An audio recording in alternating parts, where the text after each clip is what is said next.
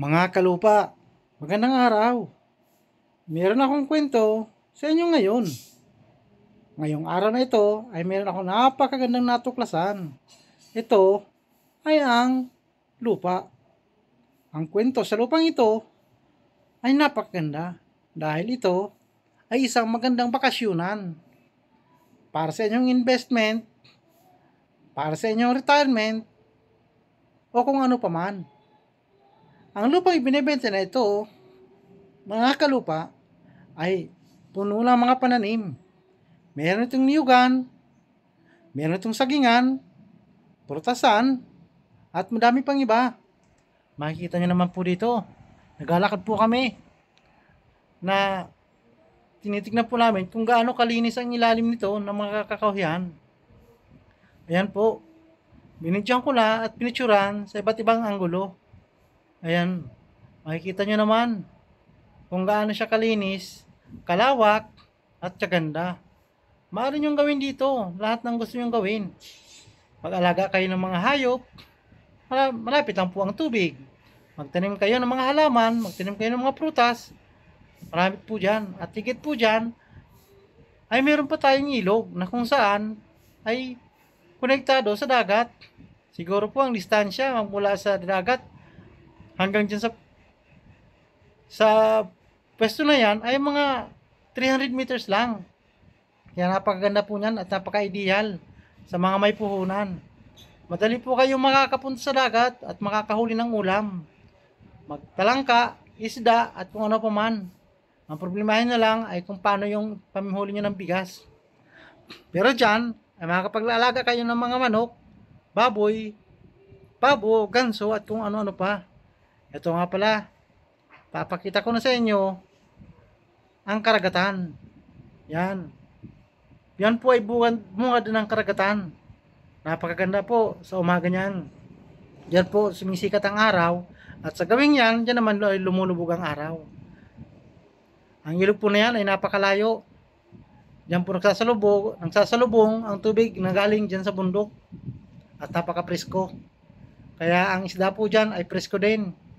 Kaya napaka-ideal po ito sa mga gusto na magretiro o gusto magnegosyo o kaya gustong paglagakan ng kanilang mga kayamanan o kanilang kapirahan kaysa magastos lamang at mapunta sa walang kapararakan.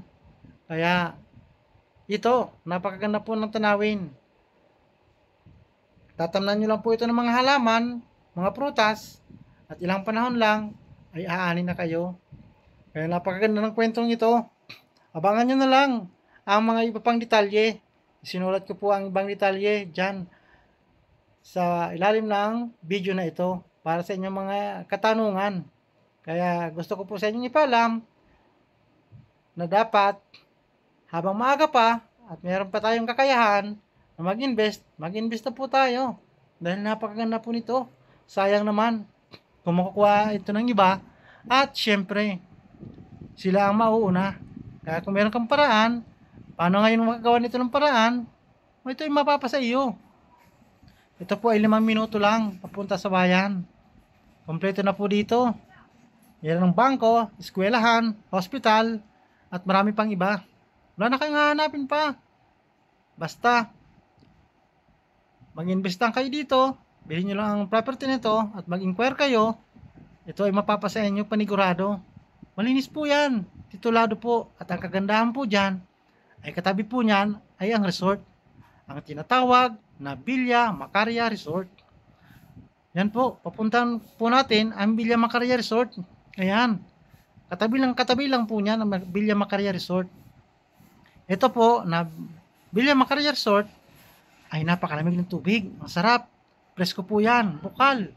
At meron dyan mga kubo, may event center, at pwede kayo dito magdaos ng inyong mga birthday, wedding, at marami pang iba. Napaganda po niyan, maraming puno dyan. Pwede kayo dyan magluto, mag-staycation, stay at night, o kung ano pa man napag-stayan nyo. Pwede yan 1 linggo, 2 linggo, depende sa kaya nyo. Ayan po, napakabait po ng may-ari niyan. At tinutur po tayo ng ating mabait na guide Yan, pinapakita po sa atin kung gaano kadami ang mga puno dyan. Napakadami po ng puno dyan. Mga mangga, mga fruit bearing trees, kaimito, dalandan at marami pa. Pagpunta kayo dyan, kahit mainit sa labas, pag pumunta po kayo dyan sa loob, ay napakalamig. Kaya masarap po dito magbili ng lupa. Dahil katabi nyo lang po ang resort na ito. Yan, anytime po pwede kayong pumunta dyan. Dahil ang may-ari po niyan ay isa lang. Kaya sa mga gusto po mag-invest at gusto magkaroon ng pahingahan, ay ito po, best po ito para sa mga naghahanap ng mapayapa at napagkukublihan ng mapayapang kaisipan. Dito. Mag-enjoy po kayo dito. At kung sino pa man dyan ang mga gusto pang magpa-vlog o magpa-video ng kanilang mga properties, ay libre po dito sa atin. Tara, pag-usapan po natin kung ano po ang inyong gusto nyong sabihin sa mga makakakuha ng properties ninyo. Usapang kaibigan lang po. Huwag po kayo mahihiya. Libre po ito.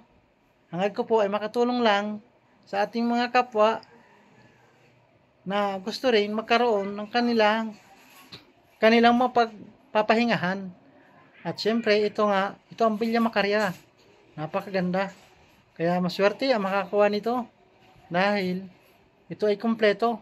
Meron ng pahingahan, magandang tanawin, at mapayapa pang lugar. Magandang araw, mga kalupa.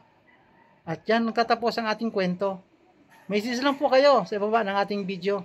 At mag-usap po tayo kung ano pa ang inyong mga properties, mga pag-aari na pwede natin pag-usapan at pagkwentuhan. Maraming salamat, magandang araw, ingat lagi, at God bless. Mabuhay!